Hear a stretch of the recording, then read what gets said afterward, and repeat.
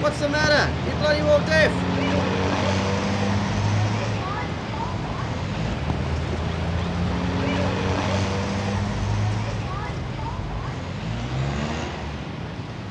The day they buried Great Aunt Millie, all the relatives are there. And my grandfather, much younger in those days.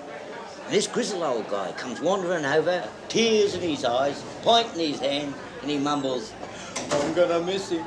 I'm gonna miss him." And Grandpa says, "What are you talking about? You're going to miss him. We buried a her, not a him." And he says, "I'm still going to miss him. I don't care if he was a poof." What was that? Oh, I don't have to repeat it all again, do I?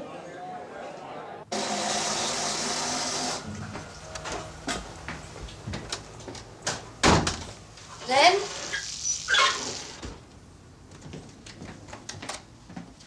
Len? Len? Hello, love. Didn't know you were there.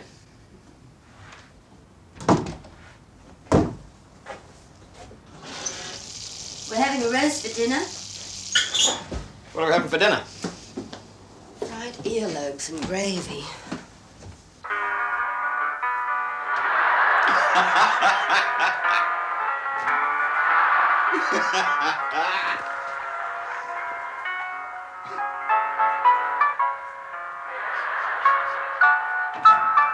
Dad, could you turn the television down a bit, please? I'm trying to do my homework.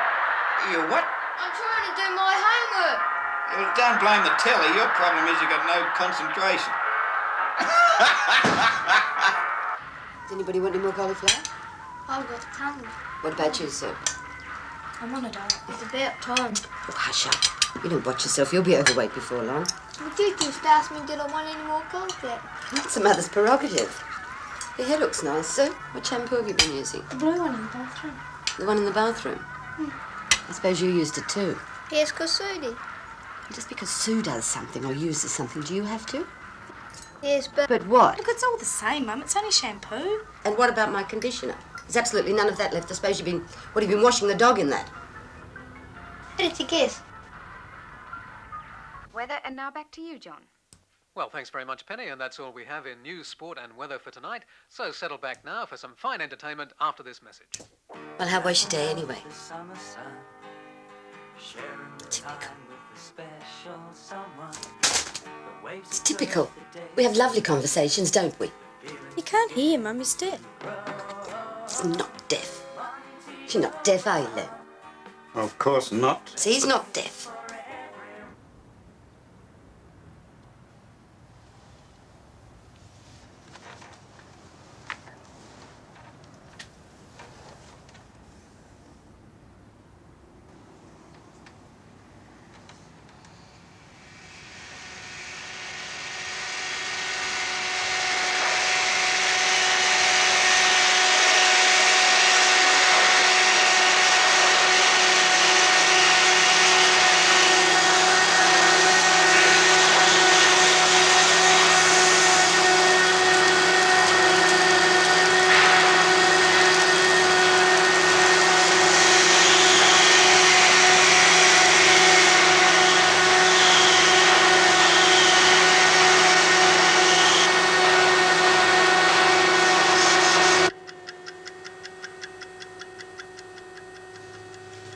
Well, Mr. Cooper, your hearing's not as good as it used to be, but I wouldn't describe you as deaf, not by any means. Well, evidently a lot of people do. You can't hear what people are saying. Even I don't hear as well as I used to. What about the ringing in my ears? Overwork, lack of sleep. Take a couple of Disprins, that should fix it. You reckon I'm not deaf? That's what I reckon. If you want a second opinion, get one.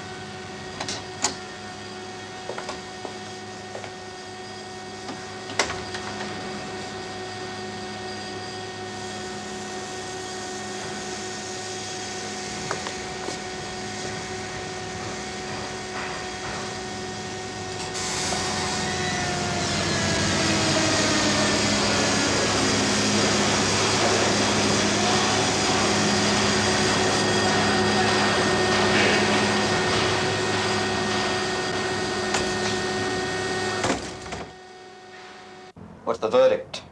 Not good. You no longer hear sounds in the upper frequencies, and that's what's making it difficult for you to follow conversations. Can it be fixed?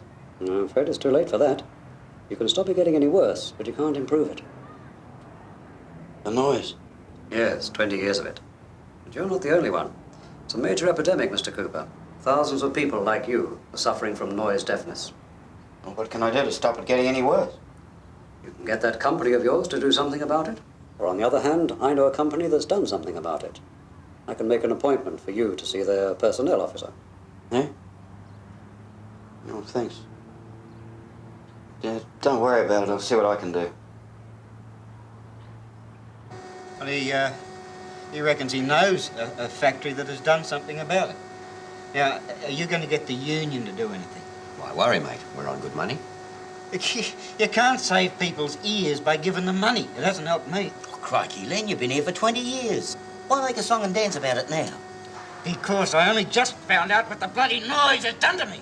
If you want us to do something about it, you're going to need proof. Now am I supposed to get that? That's your problem, Len.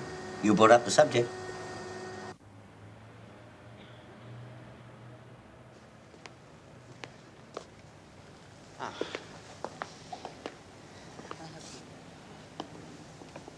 I'm looking for some information about noise. You know what happens to your ears when you get too much of it? Yes, sure. I'll find you something. Would you like to sit down, Nathan? Yeah. It's quiet, isn't it?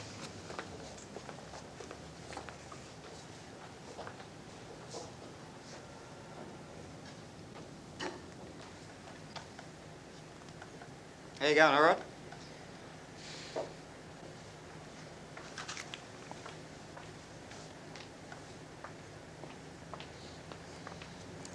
Here now.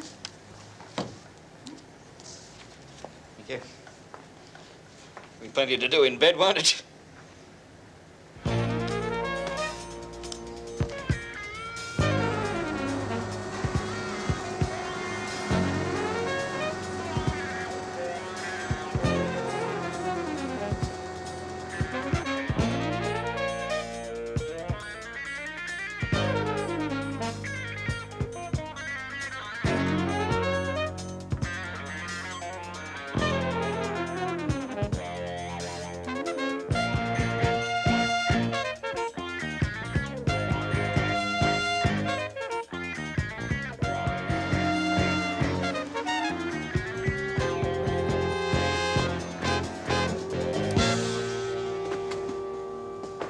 What do you think of that?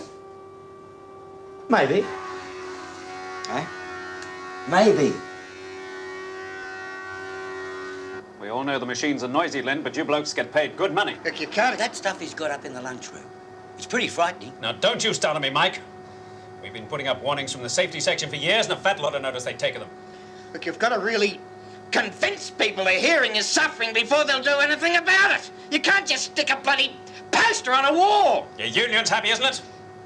What you seem to forget, Len, is that without that machine of yours, you'd be without a job. Without blokes that are prepared to put up with that noise, you haven't got a factory. But I've got the factory, and I've got the blokes. So you show me the problem. I will.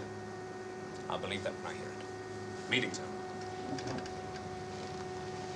Why make a song and dance about it now? Because I only just found out what the bloody noise has done to me. I know a company that's done something about it. You should have heard the old machine. Made enough noise to wake the dead. So when the time came to replace it, the top brass decided to make sure the design covered the noise aspects as well. Cost a bit more, but I think it was worth it. Well, it sure makes a difference. We all sleep a lot better at night.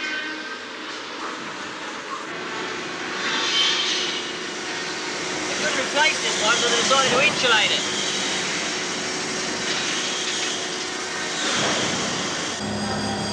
Most of the other machines just needed modifying to make them less noisy. And in some places they lined the walls to absorb the sound. It's not that expensive, but you really notice the difference.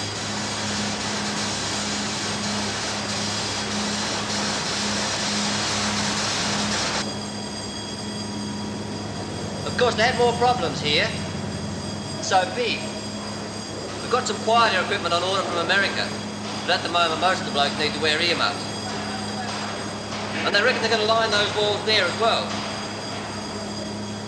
But the best way by far is to attack the noise where it really starts, in the machines. And that's the plan here. The only real way of solving the problem. That's quite an eye-opener. Or an ear-opener.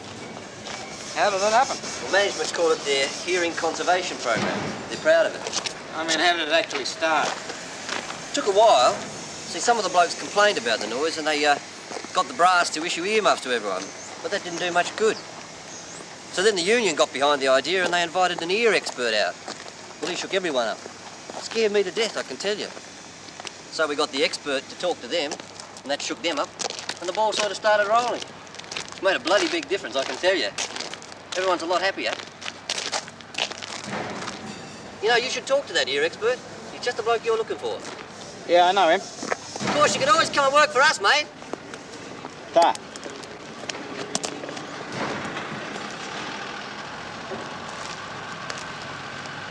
Len, listen, mate. I appreciate what you're doing. Eh? Stick at it. Make them sit up and take notice. You've changed your tune, haven't you? I've been thinking. Don't tell anyone this, but I don't hear too well myself now. I hardly ever hear a telephone. Always having an argument with my wife. Like you? Yeah. If you're blind, you get sympathy. If you're deaf, you're a freak. Happened to me father. Everybody gave him hell. Reckon he was a half-wit. So stick with it. It's the young blokes I'm thinking of. In 20 years, they're going to be like us.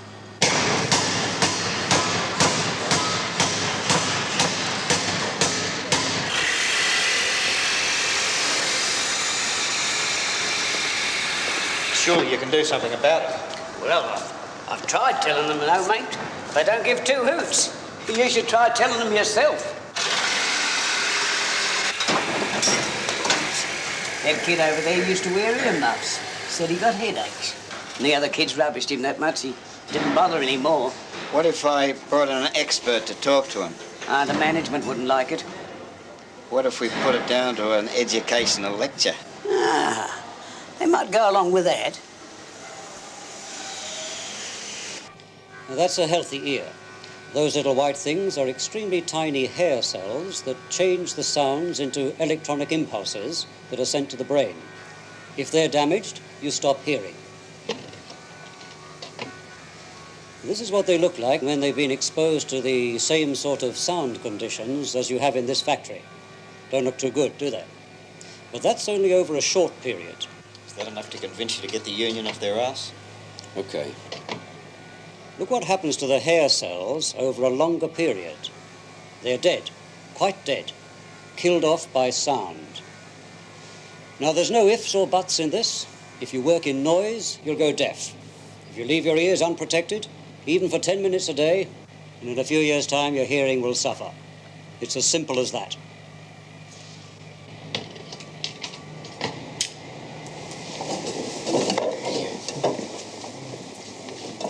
Just before you go, lads, I think we'd all like to thank the audiologist and the management for arranging this meeting.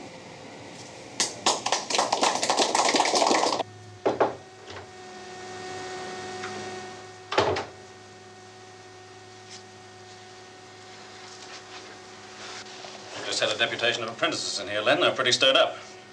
They're worried about the noise. I don't suppose that's got anything to do with you. I approved an educational lecture, Len, not propaganda for your bloody crusade. Yeah, well, you can write me off as a crank if you like, but those kids shut up and took notice. It's a pity you weren't there yourself. Yeah, well, I'm inclined to agree with you. Well, what are we going to do about it? About what? The noise. You started all this. Well? Well, first you could organise a noise survey of the whole factory to identify the problem areas. You could bring that expert back in to talk to all the men. In the lunch hour? Well, I was thinking you could close the plant down for an afternoon. The lunch hour. The survey and the lunch hour lecture. That's enough for one day. After that, no promises whatsoever. Okay? Looks like we've got a lunch date. What I want to know is, where did you dig up the guy? He was pretty cluey. One funny thing he said.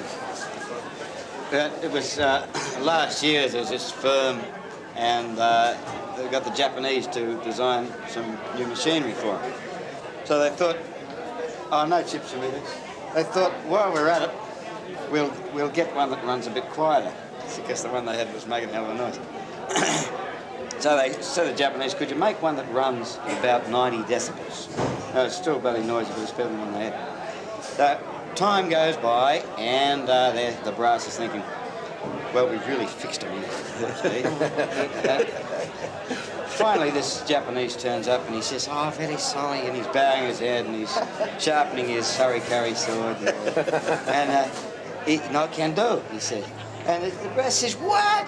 You can't design a machine that runs at 90 decibels.